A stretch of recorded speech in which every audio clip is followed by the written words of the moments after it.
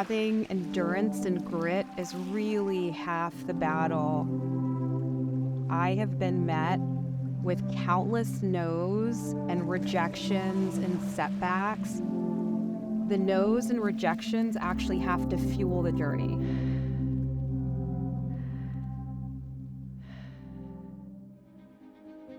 I always knew that I was interested in business, particularly the idea of starting my own company.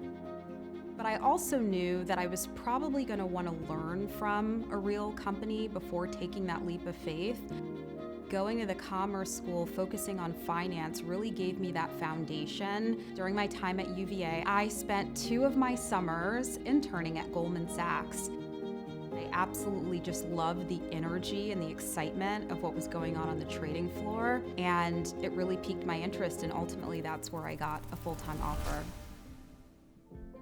In 2010, halfway through my career at Goldman, I actually lost my mom pretty suddenly. It really forced me to think about how I was spending my time. Kept thinking back to these childhood memories that I had with my mom, who was a chemist and a physician. She knew how to emulsify water and oil and the different phases. We used to make so many of our personal care products, hair care, body care, skin care, you name it, from scratch at home. And I absolutely love the idea of being able to take these really simple, clean, natural ingredients, and when you mix them together the right way, you could actually transform them into these highly functional beauty products. People were becoming more conscious about the ingredients that they were putting on their hair, skin, and body. And so when I was creating the Briogeo brands, I knew that this wasn't going to be a trend. I felt like it was going to be a movement of where the industry was going. I'm so grateful that Sephora, the world's largest beauty retailer, took a bet on my business. Sephora was one of our first retailers, and they took a bet on the brand. They launched us in all stores, and we became one of their fastest growing hair care brands, and that partnership has been so critical to where Briogeo is now.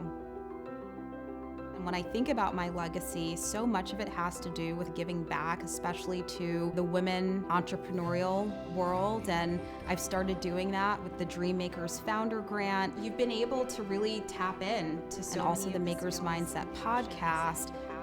And it's not just about having a great idea. So much of it too is internal. It's about building resilience, discipline, belief in yourself. And it's some of those things that I really hope I can impact other people with.